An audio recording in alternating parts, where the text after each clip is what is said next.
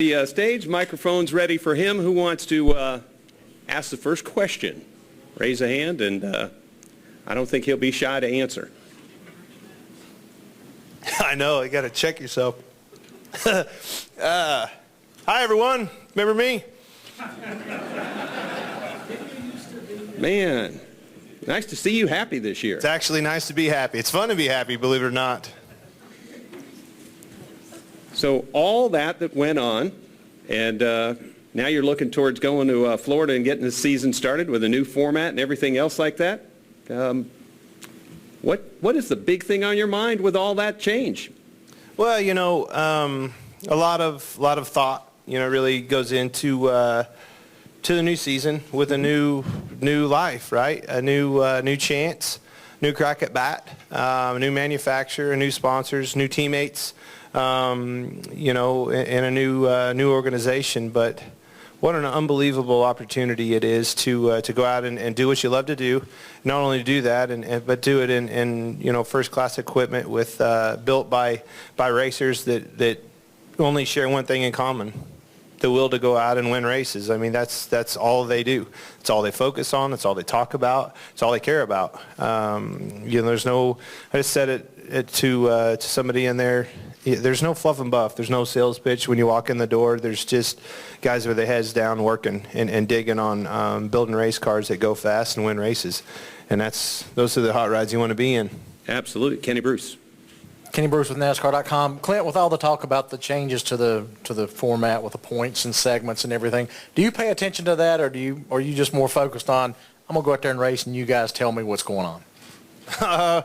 You know, I think as we go to the Daytona 500, you have winning the Daytona 500 on your mind for what, weeks, months, right? That's all you're thinking about is that last lap, you know, in situation to push yourself to win that race, because that's what makes careers. That one race will make your career and solidify you in a sport forever. You're not going to see that. You're not going to see me going for broke, you know, to win that first stage. I don't care to be the first winner of stage one. However, if I find myself in this Yates horsepower up front and running where I want to run, I just might be the first stage winner. But I think you're really going to see that as we progress through the year, obviously, the sense of urgency as teams look over their shoulder that may or may not have been able to capitalize on those stage wins, to look over at that little tally on the side of your screen and say, oh my, I'm in trouble. You know, starting the playoffs, I'm going to be way behind if I don't go out and get some of these stage wins. And that's where I think the sparks are going to fly and the electricity is really going to vamp up. Not saying that that's not going to happen early, but I think it's going to really, really show its ugly face or be a huge, you know, gain for you if you have those and have accumulated quite a few of those over the regular season. So let me go on record. This isn't a sales pitch. I've said for years, I believe it's time to look at some sort of an opportunity to break these races up. Not a big fan of long runs, you know, and I know fans aren't either. You know, I'm really happy that NASCAR looked at that, decided to make a move, a very bold move, and change that. And then also take the time to look in depth of any kind of possible, you know, if you're going to make that change, look into it. Let's make sure that we cover all the bases. Let's do it right. Is there any possible thing, anything else that we need to do different? And I like that, you know, protecting that team or teams that dominated the season. And we've seen even dominated the chase in years past that didn't come out, you know, victorious in the championship because of a blown tire or something out of their control. I felt like that needed tweaked a little bit, and I'm glad that they took the chance of you know, creating these stages in the race that are going to give us the excitement and a follow to accumulate those points and put it to good use when we get into the playoffs and the meat of our series. So it isn't a sales pitch. I think that was a much-needed thing, and I think they nailed it. They really did a good job of making sure they covered all the bases so we don't have to do this again for many years to come. Stan Creekmore's got a question. Stan Creekmore with Outside the Box. Not Daytona because it's the first race of the season, not Kansas because that's where you're from. What other track are you really anxious to get to now that you're going to be in a car that I'm sure you're confident can win?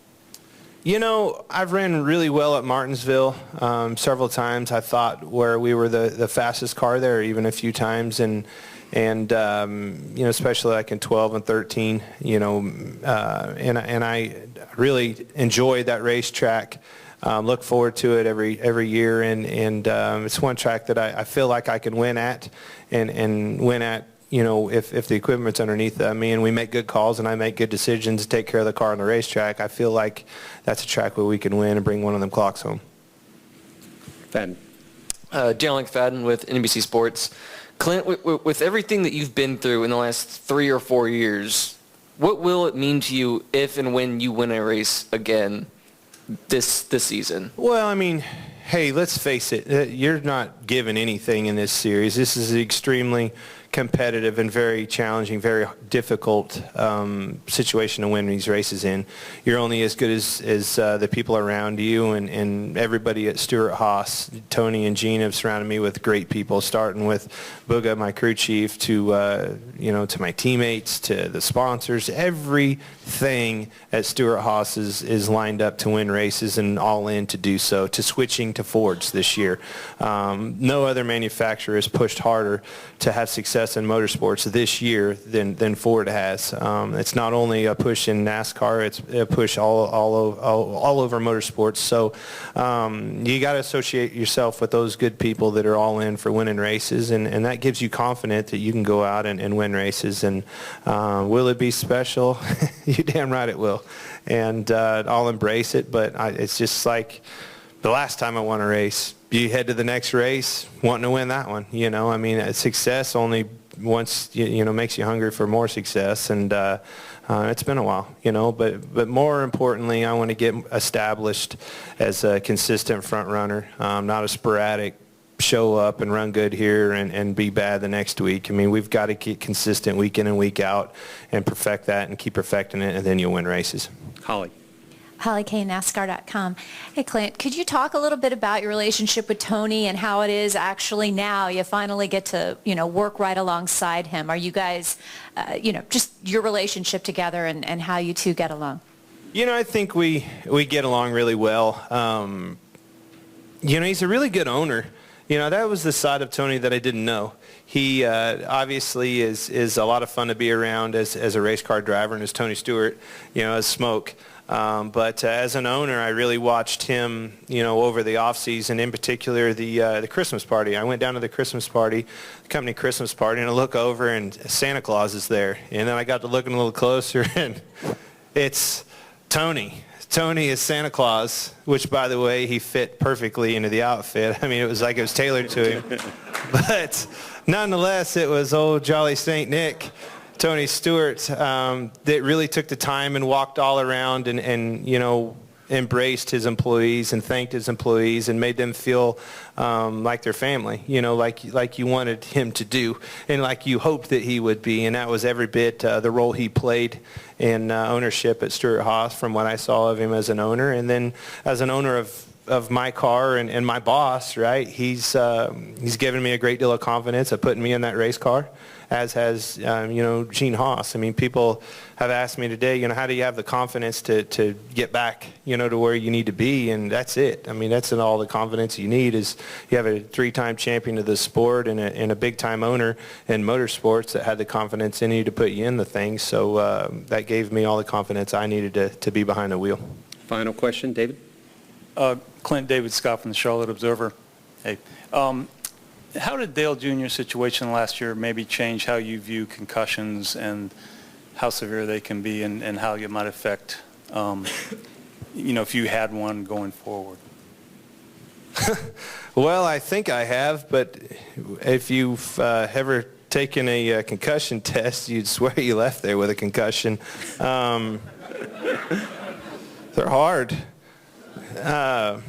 But, nonetheless, the serious answer is it is a very serious thing, and it's a scary thing because you really just don't know enough about them. I mean, I grew up racing motorcycles. I've slapped my head on the ground. I was pretty sure, I had a concussion. I've woke up with the guy letting your winning that down, screaming at you, "Are you okay?" And it zones in, and what you thought was 10 guys is actually just one big guy.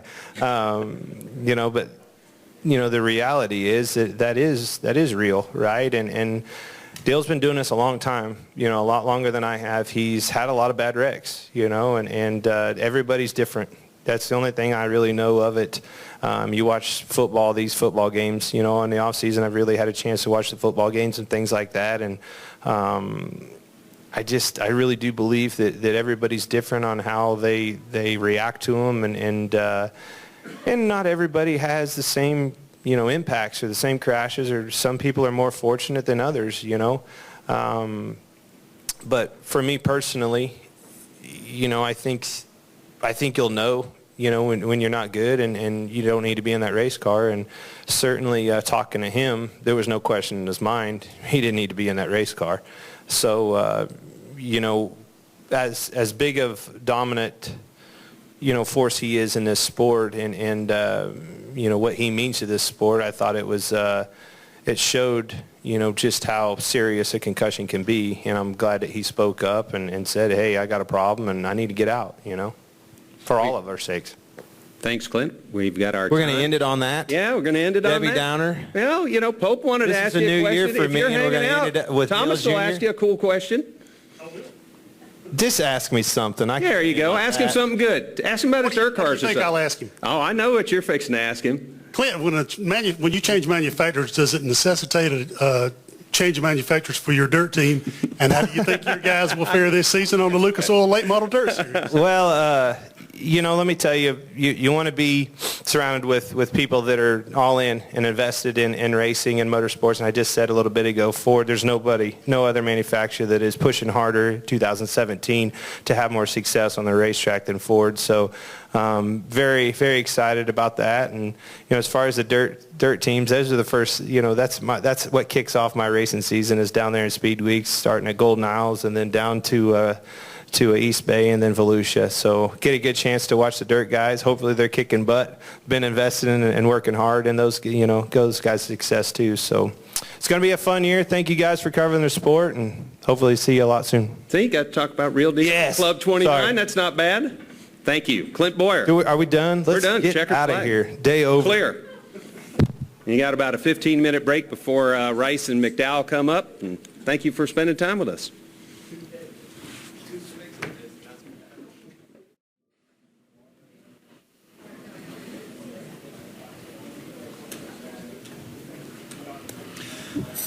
Welcome to the stage now, Michael McDowell, driver of the K-Love Chevrolet. Michael, thanks for making some time. How's your day been so far? My day's been great. Just enjoying it. It's nice to be back here. Every time I get to this time of year, I know some people dread media day. There's a lot happening, but I think about it as I got one more year. I got another shot at it, and thankful for the opportunity to run full-time this year. Before we open this up to the floor for questions, your take on yesterday's big announcement and the whole stages and the reformatting of how races are going to be run? Yeah, I think it's definitely going to be a unique and fun thing for us to dive into as a small team. Gives us opportunity to be pretty aggressive strategy-wise and maybe steal a segment win in there. And I think that it's going to be new for all of us. We're going to have to see how everything plays out. But I feel like for us as a team that's looking to get exposure and looking to gain value for our partners, this is a great way to do it. Last year, Chris Buescher got a win through kind of a magic act at Pocono. Do things like that give you, as being a member of a smaller team, some hope that, hey, if that can happen to them, something like that could happen for us? Yeah, for sure. You seeing Chris and seeing what their team did last year, it made you wish that you're a bit more aggressive, and how that played out was perfect. And it was a win-win for the small guys, and it was fun for them to be able to do that. And but it's not just about getting into the chase; it's about being competitive all year long. And when you get into the chase, being able to do something with it. All right, let's open up the floor for questions. We'll start right over here, Zach, and then to Matt. Zach, at hands ready front stretch. For the first time in your Cup career, you actually have expectations going into a season to run well. So, how you ended last year with LR4, what does that feel like to have expectations to actually perform well in the Cup Series?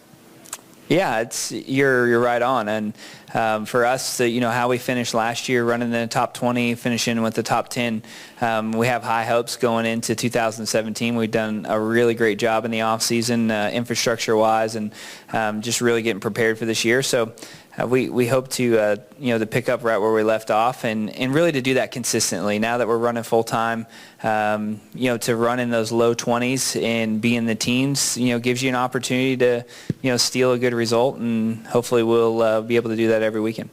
Matt, and then we'll go over here to Daniel. Matt Weaver, AutoWeek.com. Given your prowess on road courses and what you were able to do last year, were you monitoring the situation at Charlotte, and how would you feel about a Cup race or an Xfinity race on the road course there? Yeah, I say we add as many road course races as we can. We'll do as many as we can. Daytona's got a Roval. Texas has got a Roval. New Hampshire's even got a road course. Obviously I'm biased. I'd love to see more road racing happen. It's great racing. It puts on a great show. You see in the Xfinity Series, Road America, Mid-Ohio, great races. Watkins Glen, Sonoma in the Cup Series. So I feel like the racing's really great. Charlotte, I'm not sure how legitimate that is. I know the test was. It's a tight, twisty Roval. It would be a challenge. Daytona obviously is much more suited for something like that, and there's some other places. But yeah, I'd love to see it. Daniel. Dale McFadden with NBC Sports. You talked about how today for you represents a new shot, a new opportunity. What has it been like for you for the first time in your career? You've been doing this since 2008, to be getting closer and closer to February and knowing you're going to be able to run in every single Cup race for the first time.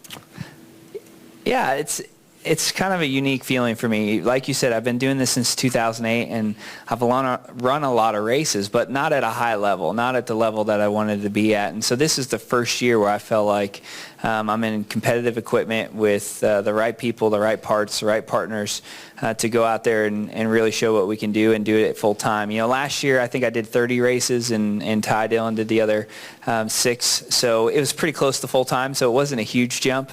But to know that, now you have a shot if you do win a race to be in the chase and to do all those things that small teams strive to do is definitely something we look forward to the challenge. Other questions, please? Another one. Is there any track that you've missed out on over the course of those years that you're looking forward to getting to race on for the first time, if any? No, I don't think there's any that I've missed out on. There are a few that it's been a while, actually, and so that'll be kind of fun just to go back to those places. But I did that a little bit last year. The races that I didn't do were Pocono, Dover, Kentucky. I haven't been in a Cup car in Kentucky in quite a few years, and obviously new asphalt and repave will be kind of new for me. So just not really too many tracks that I haven't raced at, but to be in that rhythm and that sequence is a big part of it too, is just going every weekend and building on your results from the last weekend and just getting into that rhythm. What's your level of expectation? What do you see now starting into this full season that would make you happy when it gets to the end? Yeah, at the beginning of the year, we always set goals. And, one thing I learned in this sport is if you don't set realistic goals, you make yourself miserable. Because you always feel like you're not accomplishing anything. So for us, when we run in the top 20, we celebrate that. And we feel good about what we've done when we run in the top 20. I know that might seem kind of crazy because we're all chasing wins and things like that. But for a small team with what we have, that's a big deal. Now we've sort of progressed from that stage where, it's not just those top 20s that we want. We want to be able to be legitimate contenders at, several racetracks, obviously. Road courses and speedways are a big part of that. But to run consistently up front and to sort of be the best of the rest. There's not that many independent single-car teams out there anymore. And we feel like we're excelling at a fast rate. All right. Chris? ChrisKnight, CatchFence.com. Michael, in the midst of the championship and everything that happened at Homestead was kind of overlooked, that you guys had a top 10 finish, and it was your first top 10 finish in Cup on a non-restricted plate track. How big was that for you and the team, and did you guys learn something there that you can apply to 2017? Yeah, for sure. It was a big run for us to run top 10 at Homestead, and it wasn't like we fell into it or, there's, a big wreck where we kind of fell into it, but we legitimately raced up there all day, and, for us, what it did is it gave us a lot of confidence and hope going into the off season to, put our heads down and continue to work hard. What we learned, we learned that the details matter, and that, Todd Parrott brought a tremendous amount of experience to our organization.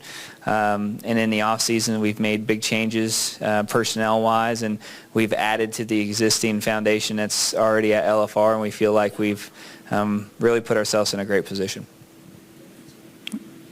Any other questions here for Michael? Over here. Jessica Ruffin with NASCAR.com. You've got Todd Parrott returning to crew chief, a change you guys made late last season. How do you feel about building on the progress you guys made as a duo together this season? Yeah, it's been great to work with Todd. It's pretty easy. Sometimes you have that transition period where you're trying to get to know a guy, you're trying to learn, how they communicate. And Todd and I really didn't have that. We kind of jumped in, and we both had something to prove, and we wanted to do it. And when you have success, that helps it, when you start off on a good foot. So him and I have been working really closely together, and he believes in me, I believe in him. I think that's probably the biggest chemistry factor that matters, is when you have a crew chief that believes that he has the driver that can do the job, and vice versa. That's where the chemistry starts. All right, one more. Daniel? Where's your Road America trophy currently residing? I don't want to tell you. It's on the floor in my guest room because my wife made me take it down to put up Christmas decorations. She was tired of it being in the main walkway. I know. And honestly, I'm going to that Phoenix test next week. I'm probably going to bring it home to Phoenix. I don't live there anymore, but that's where I'm from, and let my dad store it for a little while. It's trophies to me, they've never been significant. I mean, I would rather have just the memory of being in victory lane and the pictures of the people you're in victory lane. The only trophy I have is that Road America trophy from my career, and I have given away all of them, and I'm planning on giving away that one as well. Well, Michael, thank you for making time for us today. Best of luck to you and your team this year. Yeah, thank you guys. Appreciate it. We have 2 more drivers scheduled, and then that'll put the wraps on our group questions here today, so thank you very much. Welcoming to the stage a driver that's almost completed his media day obligations, driver of the M&M's Toyota, of course, from Joe Gibbs Racing, and a past champion, Kyle Busch. Kyle, thanks for making time today. We appreciate you being here. What's the word of the day? Enhancements. You can do a lot with that. I'm excited. That was the word of yesterday. Okay. Yeah. So, all right, we're going to directly open the floor up here for questions. So raise your hands, and we'll try to get to you as fast as you can. Let's go with Jordan over here. Jordan Bianchi, SBNation.com. Kyle, how involved were you in the decision, or how much input did you have in this decision, the changes that were announced yesterday? Drivers' Council had a little bit of say in all of that. Obviously, it was a huge industry-wide. All the stakeholders were involved in everything. So I'm sure you guys have heard that many a times, and it's the truth, So being a part of the council last year, certainly knowing a little bit about some of the stuff, but not a whole lot about the developments and how they were kind of coming together. I think late December and January, when most of the decisions were finally being made, but some of the ideas that were shared earlier on were last year's councils as well. All right, back to the back, Tom Jensen. Hi, Kyle. Tom Jensen, FoxSports.com. I was just wondering if you could share with us what your experiences were at the Race of Champions. Yeah, the Race of Champions was really fun. It was unique, and having the opportunity to go down there to Miami and race against all the other champions of the the world, let's say, with Formula One and IndyCar and Rally and stuff like that. So to meet all those guys and to spend time with them in the locker room, it was a real locker room setting for us, was neat, and to kind of get the camaraderie going between everybody and the friendly type relationships that were going on. But then knowing that when you got out on the racetrack, all they wanted to do was cut your throat. So it was fun because you got into all these different vehicles at different times. The tires were cold, the brakes were cold, the tires may have been hot. They're putting different fans in the cars to ride with you. It could be a 120-pound girl, or it could be a 250-pound guy. You just didn't know what was coming next, So all your notes that you're making with all the different vehicles and stuff of the braking zones and the different things that you were doing on the course would certainly change with changing people out in the seat next to you. Kurt said you may or may have not accidentally put a car in reverse. Yeah, I did. I did. I was messing around with the shift lever. I was waiting for Vettel. It was right before the final race of the Nations Cup, and I had been driven those things only a couple times in the whole time that I had been there, and I just kept pushing forward on the lever. Well, there's a little flip lever right underneath the top of the shifter that if you push forward on that and you push forward on the shifter, it goes from neutral to reverse. So I forgot about that little flip lever because I was just making sure I was in neutral, and when I let out the clutch, it was in reverse, so got a little shot backwards. No harm, no foul. Okay. I didn't run over anybody. Scott Speed ran over somebody. Almost. All right, let's go right here, please, to Jenna. Two questions. Are you still on the driver council? Yeah, somehow I got voted back in. Oh, congratulations. Thanks. And we talked to Kenseth. We've heard from Kenseth already on Carl's retirement. Just how did you take that, and what did you make of that? Yeah, it was certainly, I think, a shock to the entire industry, but also to us as a team at Joe Gibbs Racing. It was a shock to me.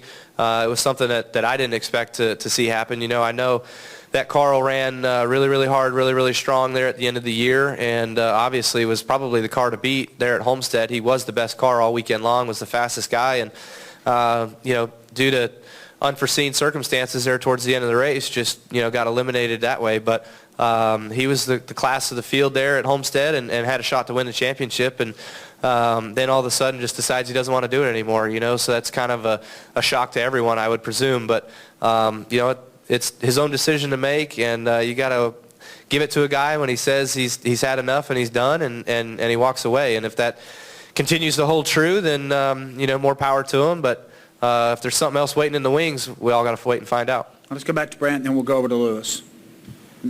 Coming off a strong year such as JGR had last year with a four-driver veteran lineup, how much do you think the team's going to be affected in the near term, taking Carl out of the equation and putting a newcomer in? I think it's going to hurt the overall team a little bit, but if you look at us individually, I don't think it's necessarily going to hurt, the 18 car or the 11 car or the 20 car. And I mean that by, our overall stock last year was all the JGR cars were up front each and every week, and I don't know what our average finish was as a company. Let's just say it was 5. And Hendrick Motorsports' average finish as a company was 8 because they had one of their guys kind of struggle sometimes. This year I would say that our average finish of a 5 isn't going to be there. We're going to have a little bit of struggle from Suarez, but it's going to be nothing but a learning experience for him being a rookie and coming in and experience these Cup cars with the less downforce and the more horsepower and stuff like that he has to get accustomed to. So, for us other three, I would presume our average finish would still stay at a 5 if you cut out the 19 car. We'll go over here to Lewis, and then we'll get to Chris and maybe work in a couple of more questions. Yeah, Louis Frank of Reuters. Speaking of the Race of Champions, Kurt said he was amazed that the Europeans like Coulthard could still go fast after partying so hard. We know you're fast. Can you party as hard as the Europeans? So. No way.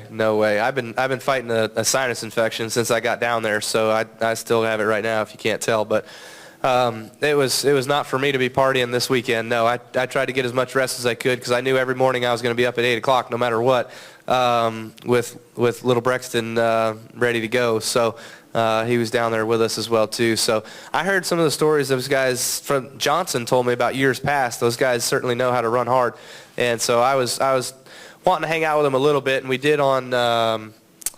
Was it Saturday night? I think we all had a little get-together dinner type thing. I was out by 11. My eyes were closing themselves. So, I was definitely not going to hang. Chris? ChrisKnightKitchens.com. Kyle, can I shift gears for a second and talk about KBM? I feel like that you guys have a pretty good organization for 2017 with all the additions of drivers and crew chiefs and whatnot. Just looking to get your analysis on that and then your Xfinity schedule for this year. Yeah, I would certainly like to think that, KBM is slated for success this year. I wouldn't have done the things or have the things that we have if I didn't think so. We got Christopher Bell coming back with Rudy Fugle for a full-time ride and going after the championship. He was close last year. He made the Final Four at Homestead, so that was really good. Rudy obviously won it as an owner's champion with William Byron, unfortunately not being eligible at Homestead.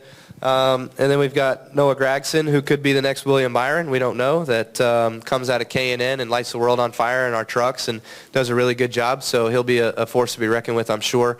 And then the 51 truck filled out with my 5 races and Harrison Burton, Todd Gilliland, and Myatt Snyder. So those young guys are certainly wet behind the ears, don't have a whole lot of experience. Myatt is the only one old enough to run the bigger tracks that I'm not going to be in, so we got to put him in Daytona and some of the other bigger places. Todd and Harrison, being the younger guys, have to run the short tracks, and we'll try to get them enough experience in order to get them something to look forward to for the following season, and maybe more of a more races for them in the following year. All right, let's go over to George, and then we'll get to Jenna, and that'll put the wrap on it. Xfinity? I don't know what my Xfinity races are. If they're not announced, I don't know what they are. When they get announced, I'll find out. Kyle over here to your right, George Diaz with the Orlando Sentinel. Can you, in your mind, define the terms teammates for in NASCAR? Because obviously it's a different dynamic than any other ball and stick sports, because sometimes you're working together and sometimes you're not necessarily doing that. So just kind of in your mind, just kind of explain the concept. Yeah, I guess the concept is, we're teammates when we're all in behind closed doors, working together, communicating with each other about our cars, our equipment, and making all of our stuff better, making ourselves better, trying to communicate and help each other out and to elevate our expectations as well as our abilities in being able to go out there and produce results as a team. That's what we do for teammates, for Joe Gibbs. And then when you're out on the racetrack, your teammates collectively with Joe Gibbs Racing drivers, but in all honesty, you're out there competing as you would against everybody being separate. I think we found that out last year at Richmond, and maybe Carl still felt bad enough that's why he wanted to retire. He didn't want to go through that anymore. No. But I guess he gets to quit without me paying him back. So disappointed in that aspect. But no, love you, Carl. Seriously, those are the sorts of things that you have to not look forward to as being teammates with someone. Is you would think that you raise someone a little bit differently or expect a little bit different, and yet those sorts of things can happen while you're still teammates. All right, let's wrap up this session. We'll go back to Jenna.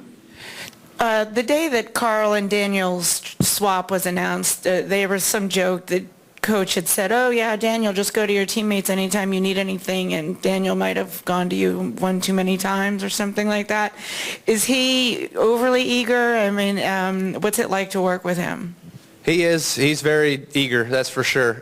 He definitely was either told by Coach or Steve D'Souza or both that, hey, you better go use the resources as much as you can, and so go use Kyle, because we were teammates in the Xfinity Series. So his rookie season in Xfinity, he came to me every single Thursday. I mean, I pretty much knew it was set on the calendar. Daniel Suarez phone call, 3:00. And we would talk about that weekend's racetrack and about what to do and what to expect and the this and the that and practice and tire wear and everything else. And then during our practice breaks that we would have with Xfinity, if I didn't have to go back to a Cup car, he'd come over to my hauler and he'd be right there, So he wore me out, that's for sure. It was a good thing. It wasn't a bad thing. But then we started getting to the racetracks for the second time, and I was like, no. You can't do this again. You already were there once. I already gave you everything I knew the first time, so no more. And I think that's what he was alluding to, where I told him he's got to cut it back a little bit. But this past year, he came to me a couple times, and I says, "Hey, you don't use me as much as you used to." "Wow, you told me not to." And I says, "No, I didn't say that you couldn't. I just said, use me sparingly. Like once every 5 weeks is okay." So, now that he has me and Matt and Denny and Martin to go to, I would be once every 5 weeks again. So I'm like, that works. It's good. Jones the same way. Maybe we can even just get him on the same call and I can do 2 at once. Sounds pretty good. All right, well, it's worth being here all day long to hear Kyle Busch do Daniel Suarez. Kyle, thanks a lot, man. We appreciate it. Thanks for being here. No problem, man. Adios. Got a little pause and then Harvick. Okay. Final driver of the day is joining us on stage from Stewart-Haas, Kevin Harvick. We have a first question already set for Kevin. Well, how are things? Everything is great. How's the little one? Everybody's doing good. We have had a great winter and enjoyed our time off, and we came home January 8th and flipped that switch back on to get back in race mode. So it's been fun to go to the shop and walk around and see everything that's going on. Obviously, there's a lot going on with the switch to Ford, and I think that's definitely a lot of motivation for the year to make that right. So it's been fun so far. Question there. It looks like Greg. Greg Engel, Cupscene.com. You raced against Tony, and then you came over to his team. What's the differences between, now he's a full-time team owner because he's not driving Cup anymore. What's the biggest differences that you've seen with Tony Stewart as a driver as opposed to an owner? Anything surprising or?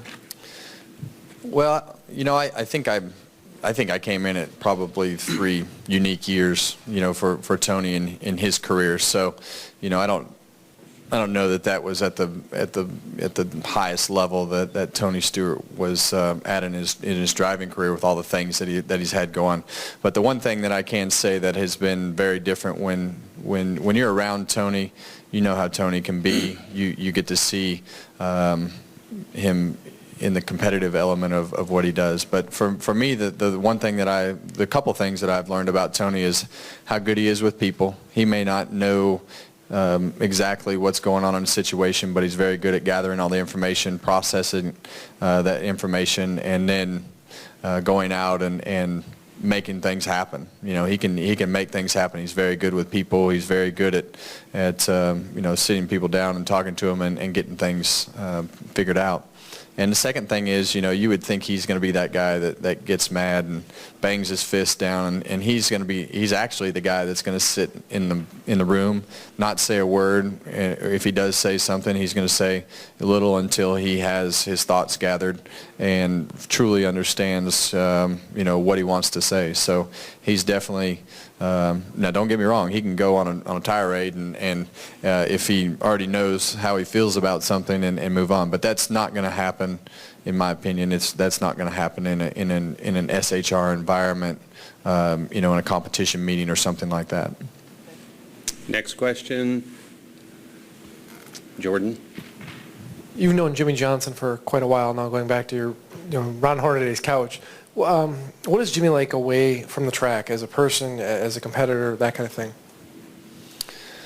Yeah, I mean, Jimmy's just he's a good guy. I mean, he's somebody who's obviously done a lot in our sport, and he's been around it for a long time, and you see the accomplishments, but I don't spend a lot of time with him, outside of the race car, but, I've known him and know that he's a good person. He's a great dad, and does a lot outside of racing with his foundation. Holly Kane. Hey, Kevin, could you speak a little bit about what your expectations and the team expectations are switching to Ford? I know I can remember we would ask Martin Truex, do we give you, 2 months before we really think you're going to kick in with the Toyota? And he, right off the bat had such a fantastic year. But what are your expectations and the team's expectations, switching manufacturers and getting right back on track? Yeah, I think, there's definitely a little bit of, I think everybody's a little bit anxious to get on the racetrack next week in Phoenix, just for the fact that, we do have a new rules package. We know where we were last year from a lot of different avenues, but the hardest things to overcome are going to be a lot of the things that come with the technology side of things, whether it be turning on pulling things out of the database, putting them into, the simulation programs, understanding all the tools that we have. So, there may not be anything that you guys ever see on the racetrack. We may never miss a beat on the racetrack, and that's our goal, is to not miss a beat and, contend to win races and progress things through the year and get better. So our goals haven't changed. We want to come out of the box strong, compete for race wins and try to run for another championship as we get to the end of the year. But, throughout, I think you have to try to temper that enthusiasm a little bit, just for the fact that you have to be realistic about everything that we just did, and in the Truex situation, that was one car, not four. So I think it's been a massive undertaking for the company to not only turn the whole company over from a manufacturer standpoint, but to bring in 70 or 80 new people, start your own chassis shop, which we've kind of done a lot of these things, but we've never done them to this magnitude. So and mainly not because we didn't know how to do those things before. It's just you really didn't want to waste the time. You didn't have to. So I think there's been a lot of planning. There's been a lot of things put in place, but I think there still needs to be realistic expectations as to things that could happen, or where you're at, or how things go. And I think all of us know that, and we'll work hard. If it's good, we're going to work hard to get better. If it's not good, we're going to work hard to get better. So we just need a direction. We need to know where we stand, and I think that's just a little bit of the unknown right now. And obviously everybody's worked a lot, and and that happens. As a team owner, this was the worst time of year because you had all your road crew guys in the shop with the guys in the shop that are there every day throughout the year, and those two don't mix well when they're around each other a lot. So it's just an interesting time of year, and it'll be good for us to get out of the shop and get to the racetrack next week. So it's all going to be good, and we'll make it that way. It's just a matter of you gotta know where to start. Next question right there. Yeah, Kevin, over here to your right. George Diaz with the Orlando Sentinel. Teammates in NASCAR are obviously very different than ball and stick sports, and obviously there's an occasional competitive little snafus that go on. But how would you define a teammate within your group? I guess I don't 100% understand your question.